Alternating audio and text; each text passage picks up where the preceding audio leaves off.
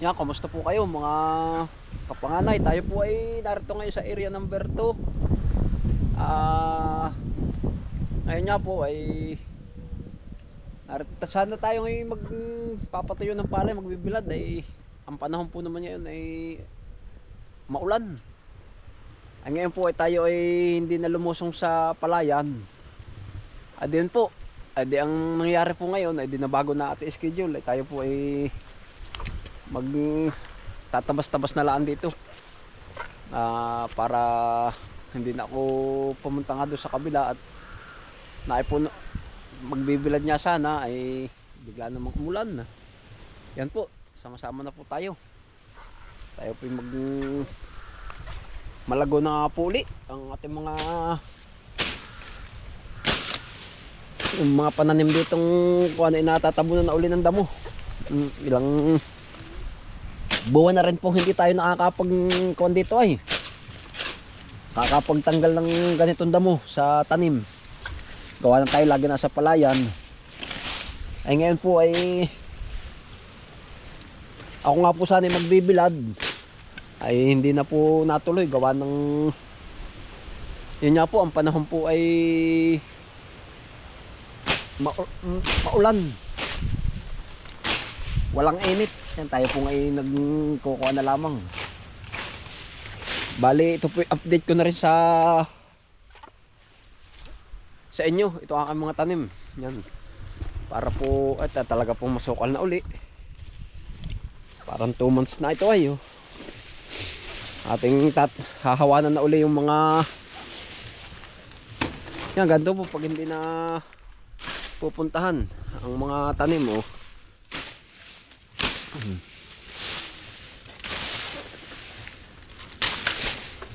ito po ay yung ating kayat-kayat. Na ganda na rin po naman. Kahit pa paano atin pong babawasan ng damo para lumaki agad. Yun nga po, tayo hindi na makapagbilad ay wala na akong pansaing kami. Nakakabili na ng bigas yun nga po ang kuha na tayo magsasaka ay nakakabili rin kahit pa paano pag gantong inabot po ng hindi nakatuyo ng palay. Lalaki na kaya nakakabili rin tayo. Yan po ating mangustin. Talaga pong mabilis niyang lumago ang damo. Pag nga po ang isang tanim ay hindi natin yung pinagbigyan ng pansin, halimbawa sa loob ng 1 buwan ay talaga pong nalago. Ito po ay parang ilang buwan na rin naman nagtabas tayo dito ay tayo may lagi pong busy sa palayan na ito halos hindi na po makita tayo gawa ng damo. Ito po yung ating mga tanim na ito kayat-kayat pa rin ito isang ito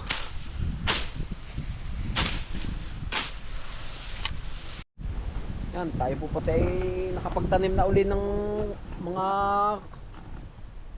saging. Ito po katatanim lang ng isang araw. Yan, atin pong nalagyan na uli ng tanim para yun nga po pag tayo po hindi nalusong sa palayan ay tayo po ay busy rin dito sa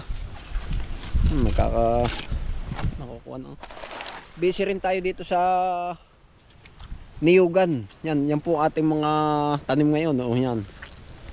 Ito po ay bagong tanim lang. Yan, akin pong ikinukuha sa inyo, iniapatid ko sa inyo yung mga bagong tanim.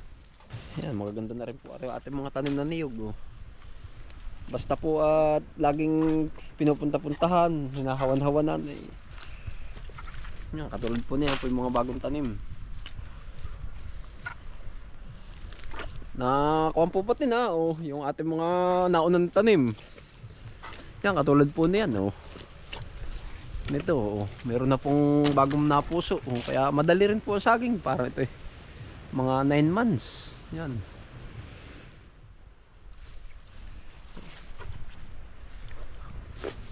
Bali po yung mga kalamansi naman ay nga po at marami nang nahihinog. Ay ngayon po ay talagang dito po sa atin, dito sa amin ang kalamansi ay bagsak po ang presyo. Parang wala pa pong 20 eh. Yan, tagal din po nang bago maka 1 kilo. Kaya halos hindi napipitas natin. Yan. Ito po ay kailangan ay kuha na uli. Pahawanan na uli para hindi malumaki ang gastos na gaano. Pag po pinatagal at pinalago ay yan, ito po panibago ulit schedule uli pagpapahawa natin. Madali-dali na naman po at gawa ng kuwanan ay medyo mababa pa ang damo. Hindi katulad po nung nakaraan. Ito po, ngayon po dito ay ang saging ay may kadalangan. Ay tayo po ay natira naman oh. Yan, atin po itong titibay na. At tama na po naman sa gulay. Ito po ay lakatan. Yan po oh. Ito po ay, dito po ay kahit po yung mga latundan dito sa aming bahagi po ng aming lugar. Latundan o saba ay pagkadalang po ngayon ng saging. Sunod-sunod po ang bagyo ay. Kaya lang, hindi tayo nakaabot kahit yung isang buhay ito oh. Lakatan. Makakatikim din ang lakatan kahit pa paano bagyo.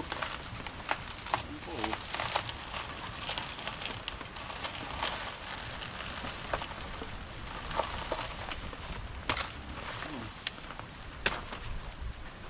Yan ang ating lakatan. Ilang piling? 1, 2, 3,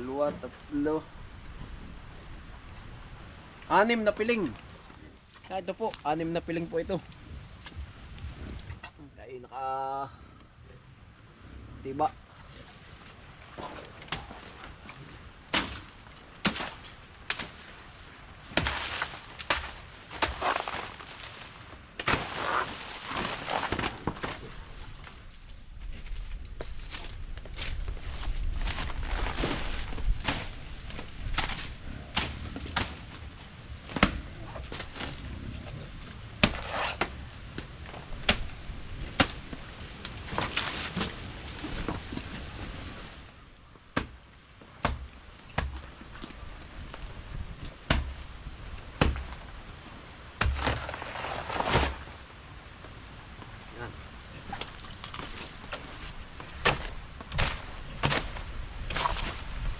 Yan, dito nga po laging ganito nga ang panahon. Yan oh.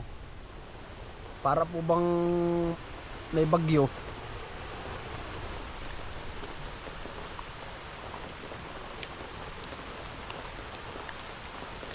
Hindi ko po alam kung hanggang kailan dito ang tag-ulan dito sa amin. Pero ito po ay ngayon po ay ng Pasko ay maulan na.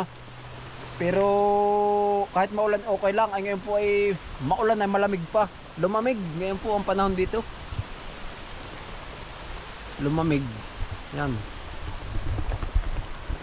Yan, kayo po ay ako pinagpapasalamat lagi sa inyo sa pagsubaybay ng mga aking vlog. Yan, salamat po sa inyong lahat.